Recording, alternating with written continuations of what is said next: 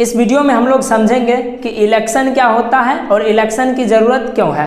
Basically ये video जो है ये क्लास 9th के पॉलिटिकल साइंस का चैप्टर नंबर 3 का है, जिसको हम लोग टॉपिक वाइज कवर करने जा रहे हैं। तो सबसे पहले हमको समझना है कि इलेक्शन होता क्या है। तो देखिए, इलेक्शन जो है एक ऐसा प्रोसेस है, एक ऐसा तरीका है जिसमें एक डेमोक्रेटिक कंट्री में, एक लोकतांत्रिक देश में, वहाँ की जनता जो है एक लिमिटेड पीरियड के बाद अपने नेतृत्व करने वाले नेता का बदलाव कर सकता है या चुनाव कर सकता है। ठीक, तो उसको हम लोग इलेक्शन बोलते हैं। तो अब जानना ये ज़रूरी है कि इलेक्शन की आवश्यकता आखिरकार क्यों है।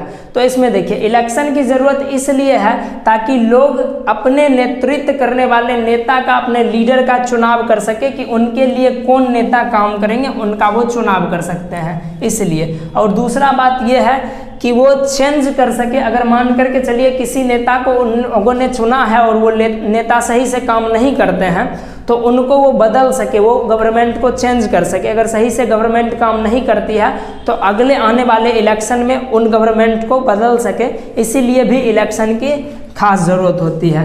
ठीक, तीसरा पॉइंट है कि आदमी के पास ये अधिकार, वहाँ की जनता के पास ये अधिकार होना चाहिए कि उनके लिए कानून व्यवस्था कौन बना रहा है, किस गवर्नमेंट के पास पावर होना चाहिए जो कि कानून व्यवस्था बनाए जनता के लिए। तो इसका चुनाव भी जनता ही करती है। ठीक, उनके लिए आगे की जो भी रणनीति होगी, आगे के लिए जो भी नीतियाँ कानून बनाए जाएंगे, उनका डिसीजन उनका कौन लेगा, उनके लिए निर्णय कौन लेगा, तो उसके लिए ज़रूरत है इलेक्शन का, ताकि इलेक्शन से जनता अपना मत दे करके किसी को जिताए और वो जो नेता बनेगा वो नेता डिसीजन लेगा उन जनता के लिए। ठीक, by the people, for the people, of the people, ये चीज़ ध्यान रखिएगा।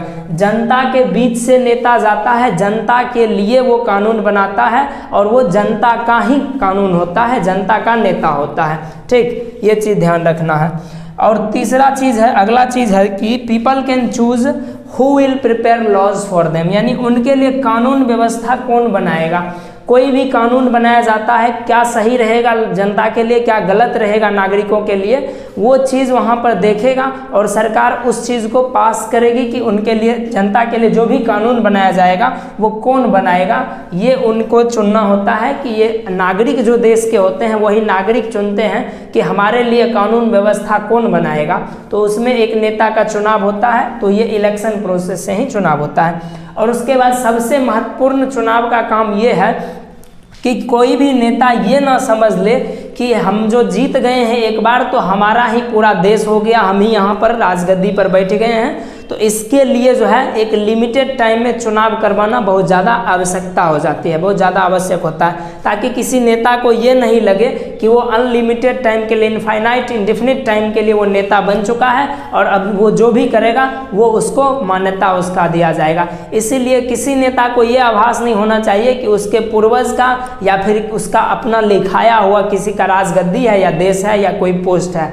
इसीलिए बदलाव करना सबसे ज़्यादा, देखिए देश में बदलाव सबसे ज़्यादा ज़रूरी होता है। अगर एक ही नेता को अगर बार बार जिताते चले जाइएगा तो फिर वो जो नेता है वो अपनी मनमानी करने लगता है। तो इसीलिए देश में चुनाव के ज़रिए बदलाव बहुत ज़्यादा आवश्यकता हो जाती है, बहुत ज़्यादा आवश्यक होता है, ताकि किसी भी नेता का बदलाव तुरंत किया जा सके। तो ये था हमारा आज का पहला टॉपिक, जिसमें हम लोगों ने ये देखा कि इलेक्शन क्या होता है और इलेक्शन की आवश्यकता क्यों होती है। नेक्स्ट क्लास में हम लोग देखेंगे कि इलेक्शन जो होता है अलग अलग जगह पर क्या वो डेमोक्रेटिक होता है, और अपने इलेक्शन में, अपने यहाँ का जो भारत का इलेक्शन होता है क्या वो डेमोक्रेटिक है, लोकतांत्रिक इलेक्शन है, और एक लोकतांत्रिक इलेक्शन किस प्रकार का होता है। ये सब चीज़ हम लोग नेक्स्ट क्लास में देखते हैं। ठीक, तो मिलते हैं हम लोग नेक्स्ट क्लास में।